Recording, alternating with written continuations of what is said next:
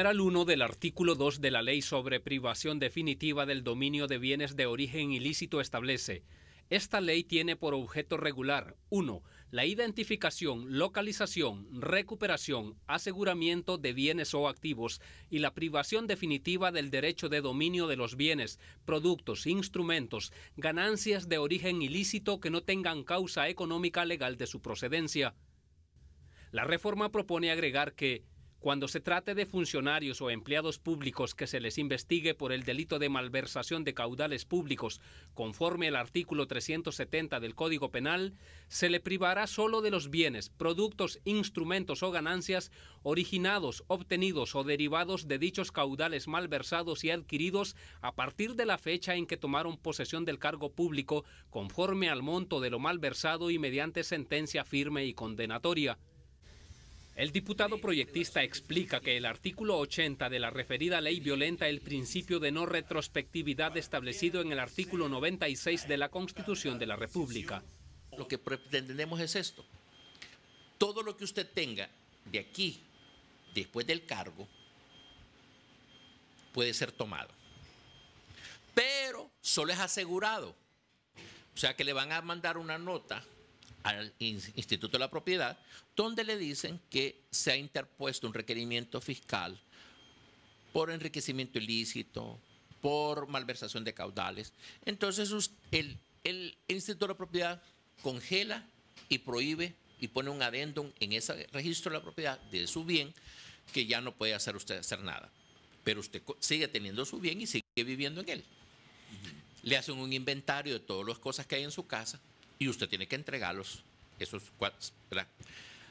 En su oportunidad. Usted sigue viviendo en el bien. Ahora, a usted lo puede mandar a la cárcel, por supuesto. Está en el Código Penal, 370. Pero usted deja a su familia en la casa. Porque la Constitución dice que dice, la familia, el matrimonio y la maternidad están bajo la protección del Estado. Usted no puede sacar, no debe de sacar niños, una persona con un cáncer, un anciano. Vaya, tienen que salirse. ¿Para qué? Para que se roben todo y se pierda todo. Si usted no ha sido vencido en juicio. Tal como está la ley, se cometen abusos, asegura. Los actos que persigue esta ley, a usted no le dan el debido proceso. A usted le confiscan primero y después lo absuelve un juez. Pero cuando usted va a ver sus bienes inmuebles, ya no existen. Están robados, hurtados, deteriorados, arruinada su negocio, su casa destruida, lo que usted quiera, que es lo que estamos viendo en la práctica. ¿Qué está pasando? Una serie de abusos. Solo porque esta ley es inconstitucionalidad, que yo le digo, no se ocupa ser abogado para darse cuenta que es inconstitucionalidad. Fíjese bien, si esto fue usado también para fines políticos, eso no es un asunto que me atañe a mí. Mi razón es que necesita una revisión, y eso es lo que yo hice: solicitar, plantear ante la Cámara la necesidad de una revisión de la ley. ¿Por qué razón? Porque es inconstitucionalidad varias cosas que se encuentran aquí. Y ninguna ley secundaria puede contradecir esta, que es la primaria de nuestro país. Este exdirector de Fiscales coincide con el congresista. Estoy, señor periodista, en absoluto acuerdo de que se revise la ley de privación de dominio, porque ya demuestra muchas falencias y la detectamos principalmente los abogados que hemos litigado en esta materia ante los jueces de privación de dominio, en que se cometen muchas injusticias. La ley es, ya lo dije yo hace más de un año, es una ley grosera, es una ley que realmente atenta contra los derechos de las personas, tanto como persona como con los bienes, o sea, con sus propiedades. De tal forma que esto es necesario revisarlo para evitar injusticias que se cometen, como el irrespeto que hay al principio de inocencia. Aunque cuestiona el momento en que se introduce la reforma, este abogado constitucionalista considera que la actual ley sí es violatoria de la Constitución. Porque no se está respetando la presunción de inocencia de una persona, porque aún sin que usted esté juzgado y sentenciado por un delito o por un lavado de activos, por una criminalidad organizada, malversación de caudales públicos, lo que sea, le están a usted asegurando los bienes, que no es malo, pero el problema es que la OAVI después procede o a darlos en comodato, en préstamo gratuito, a diferentes instituciones del Estado, los cuales usan los bienes y en determinados momentos los deterioran, los dañan, los desvalorizan, y en otros casos los están subastando. Entonces, usted no puede subastar un bien, ni puede dar un bien en préstamo si ese bien todavía no ha determinado un juez que efectivamente ese bien debe de pasar a manos del Estado.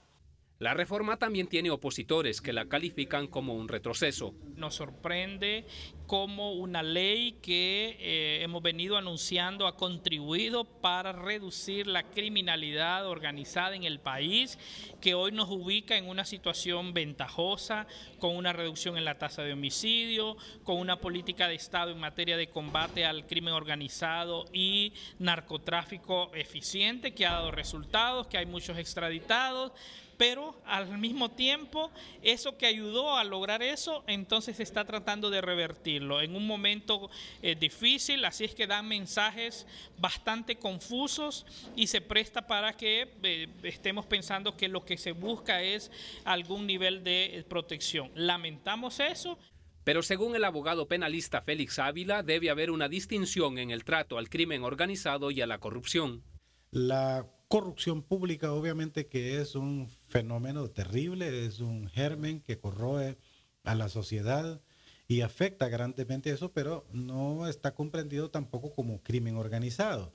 De manera pues que puede hacerse ciertas distinciones en ese caso. Pues puede perfectamente combatirse en la criminalidad de cuello blanco, estableciendo las sanciones correspondientes, practicando deduciendo responsabilidades civiles derivadas del delito, pero especialmente sobre aquello que realmente se hayan apropiado o estableciendo claramente la afectación a los bienes públicos, pero no yéndose totalmente como si se tratase de crimen organizado. La reforma fue presentada anoche en el Congreso Nacional como proyecto de ley, pero aún no entra a discusión en su primer debate. Eddie Quintero, Noticieros Hoy Mismo.